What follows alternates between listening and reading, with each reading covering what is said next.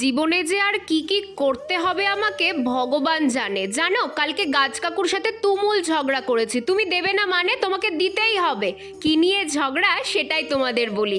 ঝগড়ার বিষয় তিনটে গাছ নিয়ে। দুটো ডালিয়া আর একটা ক্যালেন্ডুলা গাছ পছন্দ করে গাছ কাকুকে বললাম, কাকু কত দেব? কাকু বলে 30 টাকা। আমি তো শুনেই কাকুর সাথে দরদাম শুরু করলাম। এক একটা গাছ 10 টাকা করে তুমি নিও না কাকু, একটু কম করো। আর এদিকে গাছ কাকুও এক জেদ নিয়ে বসে আছে, কিছুতেই দাম কমাবে না। আর আমি তো 30 টাকা দেব না কিছুতেই। শেষে আমিই জিতলাম, 25 টাকা দিয়ে তিনটে গাছ এনেছি।